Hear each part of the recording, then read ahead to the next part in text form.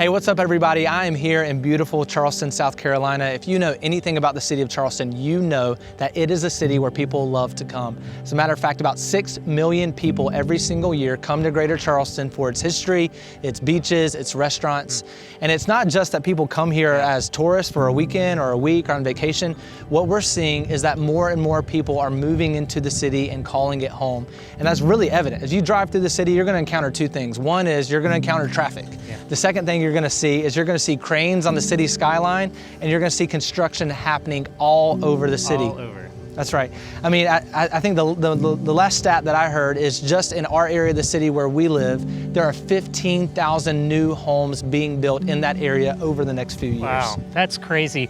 But not just houses are being built. Yep. As houses are being built, as people are moving into the city, church attendance, church engagement is on the decline. A recent study was done that would lead us to believe that only about 10% of people living in Charleston are engaged with the church. And when we say engaged, we don't mean they're coming every week.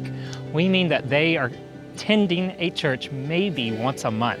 That is the church engagement that we have in Charleston. There's a great need. Yeah, when we think about these two forces, one is population incline, and we think about gospel and church decline, we see a city that is ripe for a movement of God, because we believe that God delights through the power of the gospel to bring renewal to people, to families, and communities. That's right. When we decided that Charleston was going to be the place that God was leading us to plant a church, we began praying that God wouldn't just give us a vision, but He would go ahead and ignite that in others around us.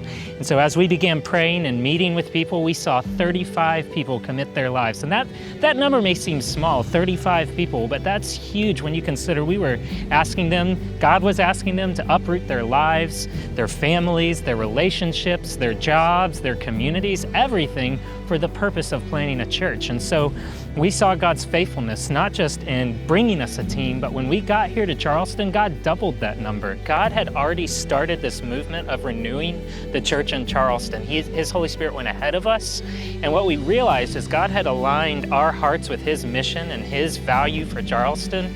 We weren't bringing anything special to the table. We were joining what God had already done.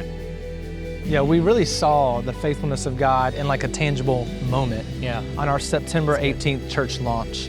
We had over 200 people there. We had to do 2 different services. And it just really showed us a few different things. One is, this is a lot bigger than just us. Yeah. Number 2, we saw the support of other churches in the area that were ready to partner with us. And then number 3, we just saw that there is a hunger in the city of Charleston for a gospel preaching, gospel believing church. So as you're thinking through this, praying through this, join with us in our mission to reach Charleston, to be a gospel renewal movement.